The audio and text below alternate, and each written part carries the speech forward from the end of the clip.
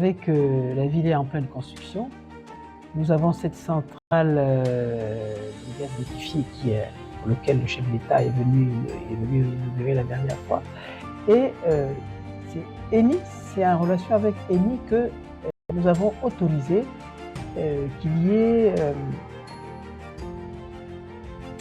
destruction, entre guillemets, de certains ronds-points, parce qu'ils vont faire venir du matériel lourd, très fragile, et pour permettre à tout cet arsenal énorme de passer pour aller à Angelo, nous avions été obligés d'autoriser que certains caniveaux soient abîmés, détruits en partie, vous avez pu le constater. C'était pour permettre le passage de tous ces engins là, qui vont d'ailleurs bientôt très âgés, qui vont passer. Et je pourrais même, pourquoi pas, inviter les populations à aller observer le passage de ces engins.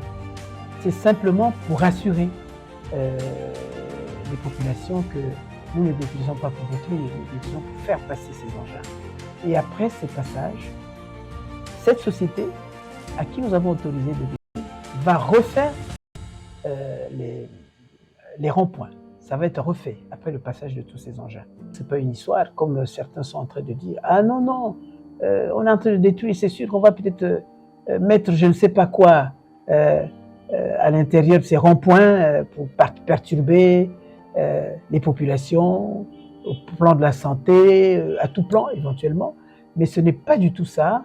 Il faut qu'ils soient rassurés. C'est pour ça que je tenais à parler ce matin, pour les rassurer, pour dire que non, ça va être réparé après le passage de tous ces engins.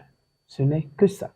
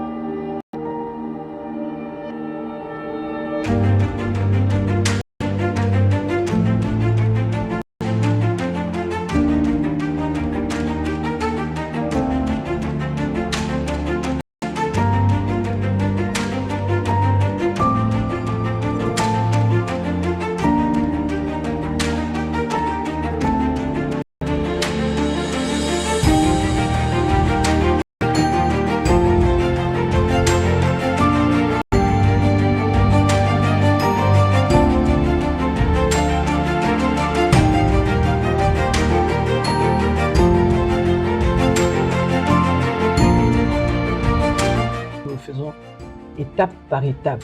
Si nous avons commencé à faire de la peinture un petit peu au haut du sol là-bas, nous continuons, nous avons l'avantage justement d'être en partenariat dans le cadre de la coopération décentralisée, à faire que nous avons eu la chance d'avoir un partenaire qui nous a apporté, vous avez dû le constater, du matériel informatique, enfin au niveau de la direction de l'information, le bâtiment qui est derrière la direction générale de la marine marchande, c'est étape par étape. On ne peut pas tout faire en même temps. Donc, les moyens permettent, nous faisons un peu. On pourra dire que nous avons fait l'effort d'améliorer les conditions de travail des collaborateurs.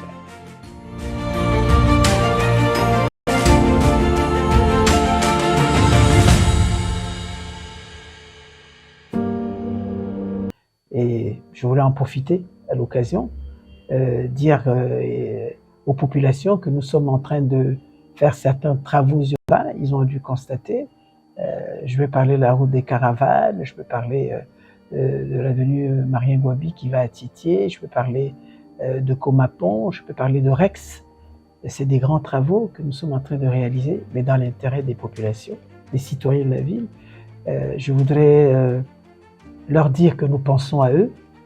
C'est pour ça que nous sommes en train de réaliser ces travaux qui demandent beaucoup de moyens, mais nous le faisons avec ce que nous avons reçu du gouvernement. Et je voudrais ici, à l'occasion, dire merci au gouvernement d'Anatole Collinet et surtout au chef de l'État qui permet que nous puissions réaliser. Il y a encore beaucoup à faire et je sais compter sur le gouvernement, sur le chef de l'État qui mettra à nos dispositions les moyens conséquents pour faire ce qu'il y a à faire. Et il y en a qui pourront aller regarder même du côté du rond-point sympathique nous sommes en contact avec une société qui est en train de nous aider pour faire qu'il y ait de l'éclairage public de ce côté, mais ça va se généraliser dans toute la ville, ça demande beaucoup de moyens.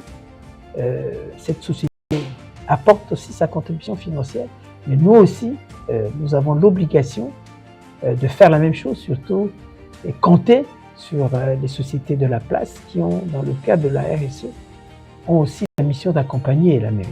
Parce que seuls, nous ne pouvons pas, vous savez, les moyens ne sont pas toujours disponibles où on pense, mais nous savons que nous allons réaliser.